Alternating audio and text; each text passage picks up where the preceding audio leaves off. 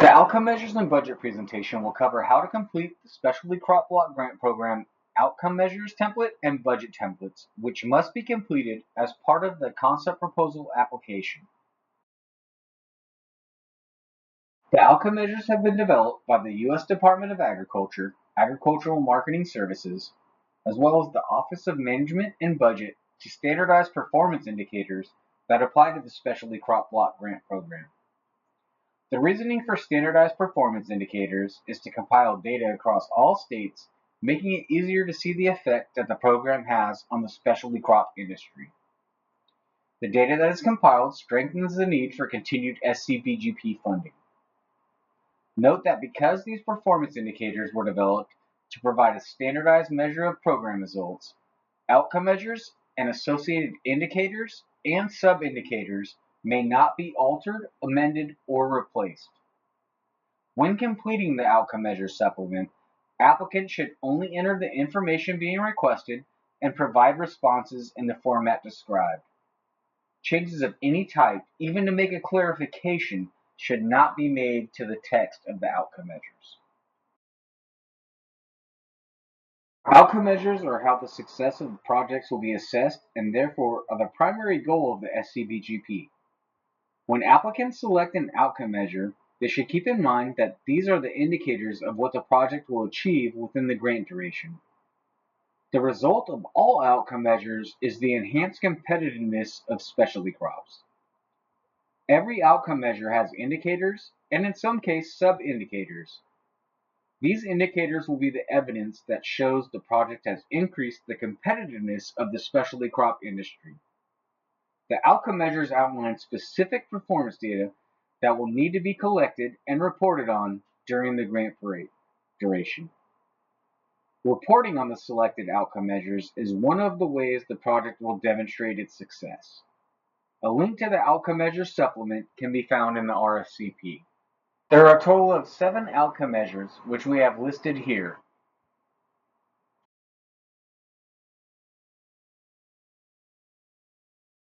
Here's an example of the outcome measures template.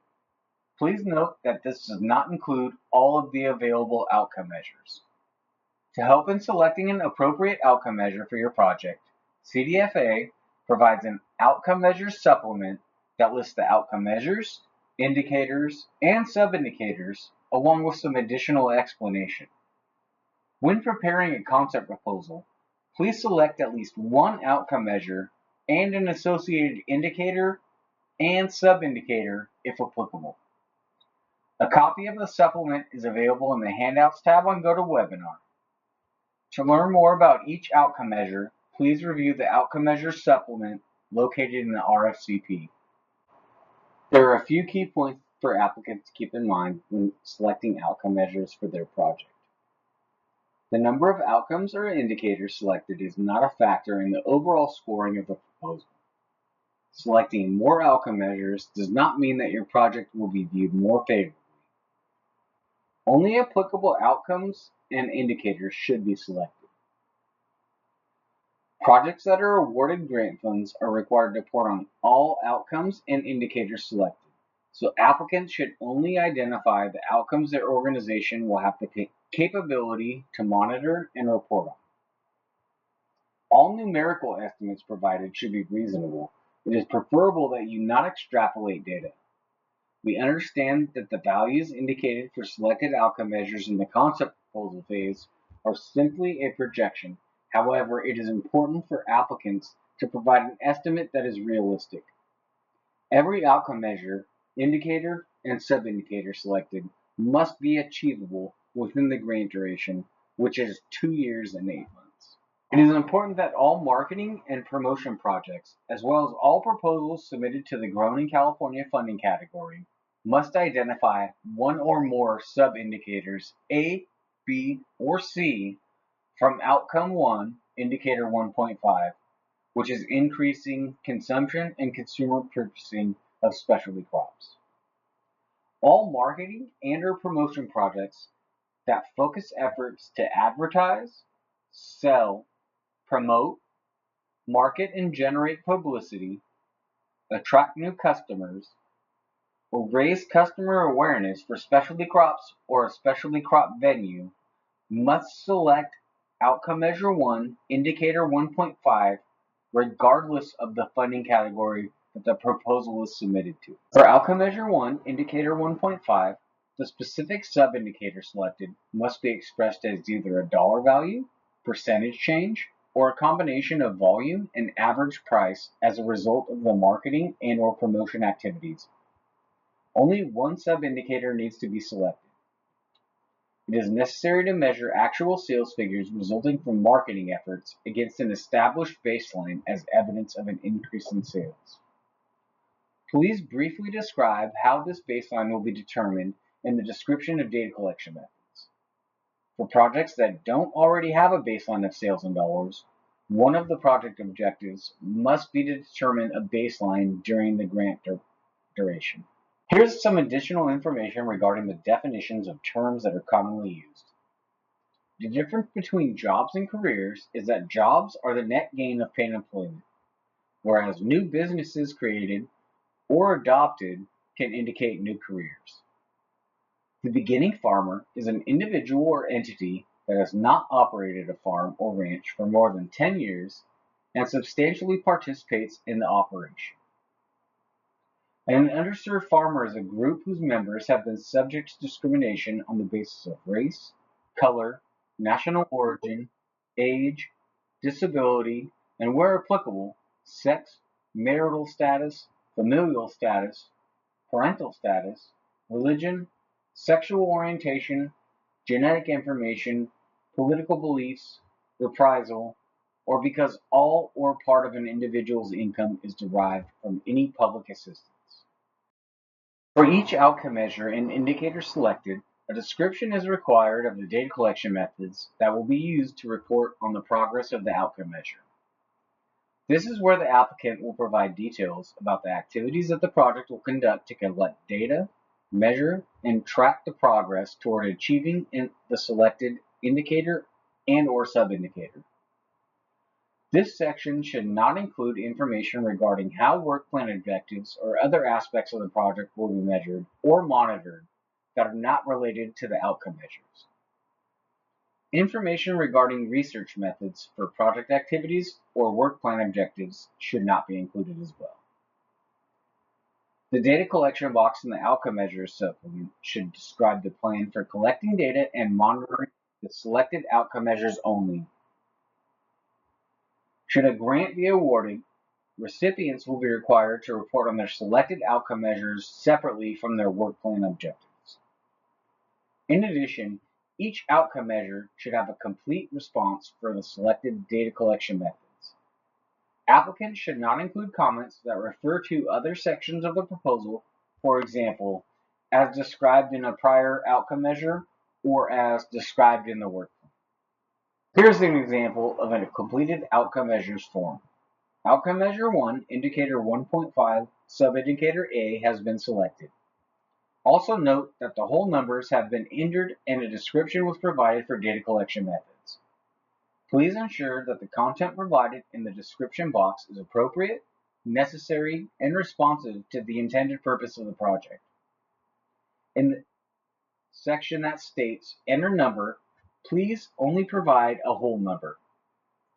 Applicants should double check to ensure they have entered the required values and description of data collection methods for all the selected outcome measures before moving on. That concludes the outcome measures presentation.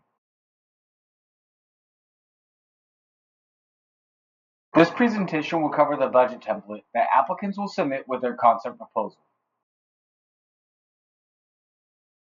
These are a few tips for applicants to consider as they prepare their budget. Applicants should ensure that all of the requested costs are allowable. If the budget includes a substantial amount of unallowable costs, the proposal may be disqualified. It is strongly encouraged that applicants reference the allowable and unallowable costs and activities table as well as the 2 CFR 200 when completing their budgets. A copy of the allowable and unallowable costs and activities table has been provided in the handouts tab of this GoToWebinar. Applicants should ensure that all costs are justified and directly support the project objectives.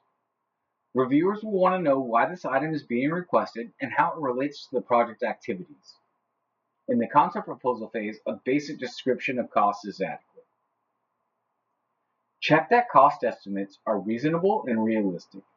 We understand at this point the budget is a best estimate based on current information. However, we do ask that applicants do their homework to ensure their estimates aren't over or understated. There is no limit on the amount that a budget can change from the concept proposal phase to the grant proposal phase. CDFA, however, cannot anticipate how changes will be reviewed by the TRC, and substantial changes, plus or minus 20%, may be questioned. It is important that applicants' concept proposal budget is a realistic estimate. Applicants should double-check all budget totals to make sure they are correct. This attention to detail shows the care and time that was taken in preparing the budget.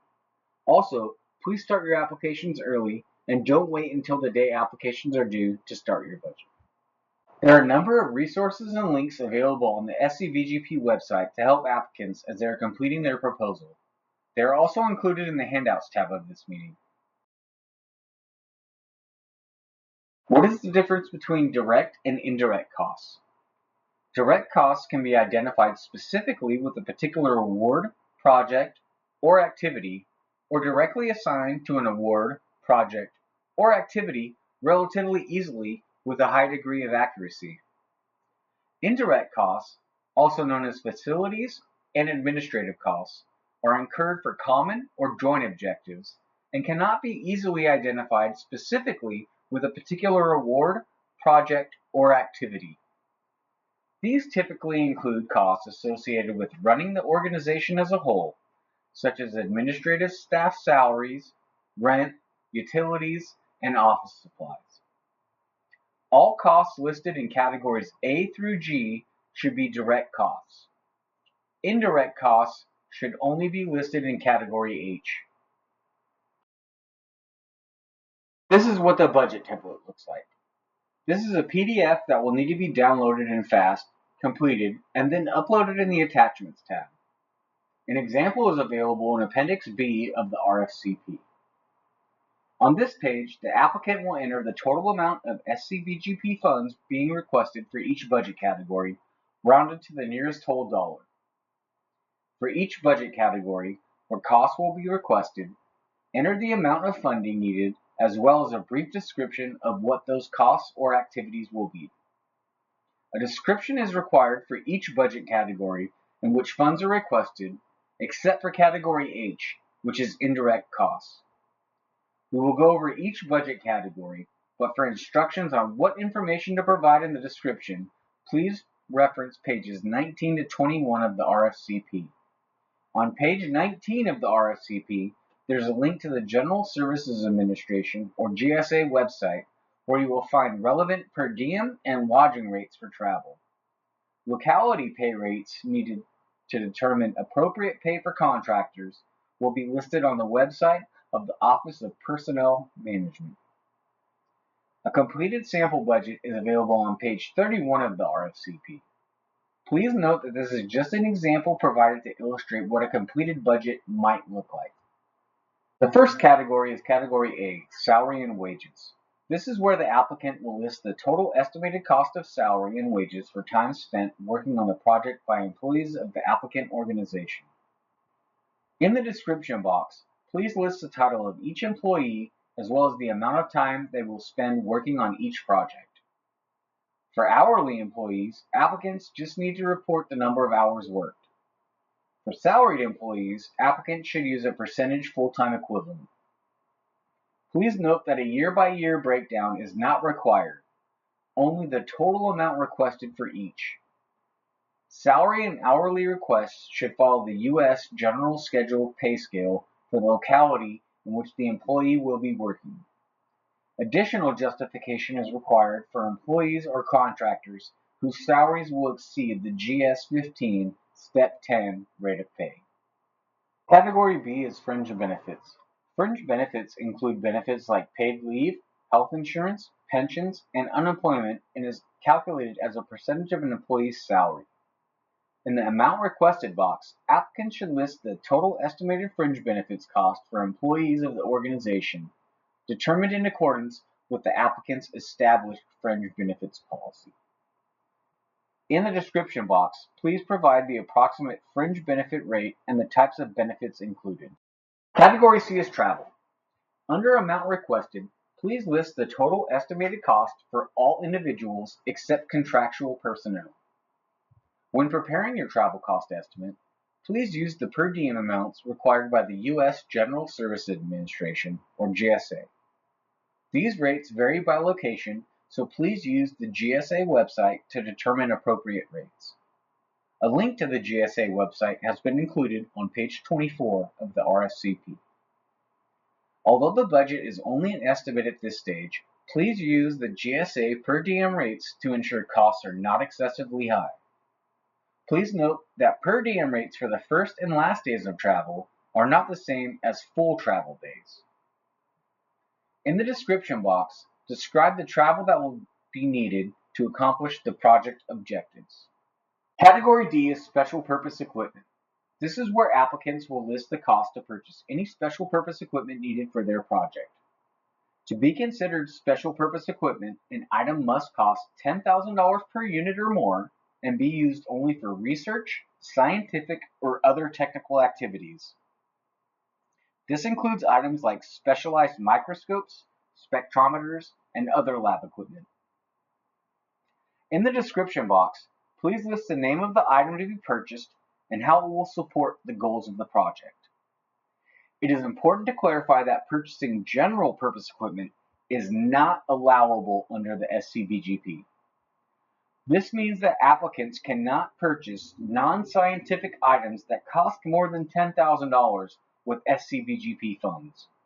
These items include things like vehicles, refrigerators, and tractors.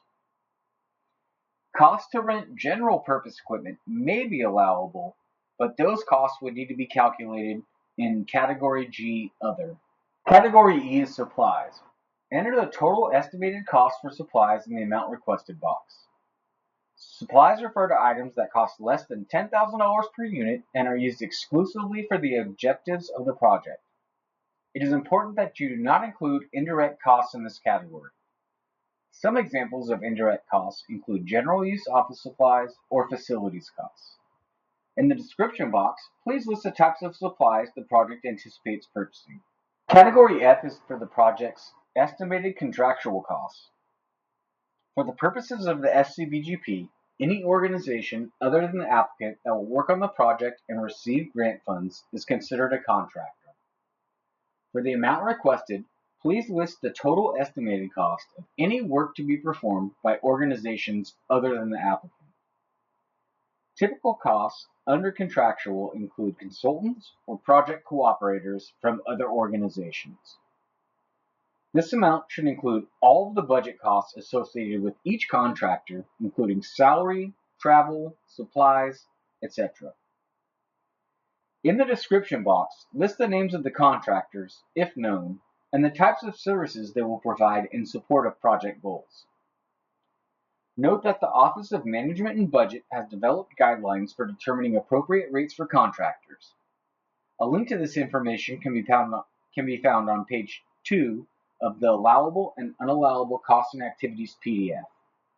Please ensure that these projects do not exceed the maximum allowable rate. Category G is for other costs. For the amount requested, provide the estimated total of all other project costs. Examples of costs that should be listed under other include registration fees, speaker fees, fees to publish project results in professional journals, costs for data collection and analysis, meeting space or equipment rentals, out-of-house printing costs, postage, and tuition support for students working on grant activities. In this description box, please be sure to provide a brief explanation of the types of costs that will be included. Category H is where applicants will indicate the amount of indirect costs requested for their project. Remember that the indirect costs are the facilities and administrative costs that cannot easily be tied directly to the activities of the grant. The maximum allowable indirect rate under the SCBGP is 8% of total personnel costs. To calculate this amount, add Category A, salary and wages, plus Category B, fringe benefits, and multiply the total by 0.08. The amount you list under Category H cannot exceed this number. Note that indirect costs for contractors should be included in F contractual, with that contractor's costs. For this budget category, no description is required. The total amount requested for budget categories A through H should match the award requested amount in FAST. Again, the total funds requested cannot be less than $100,000 or greater than $500,000, and for the additional assistance program, less than $100,000 or more than $250,000. This concludes the budget presentation.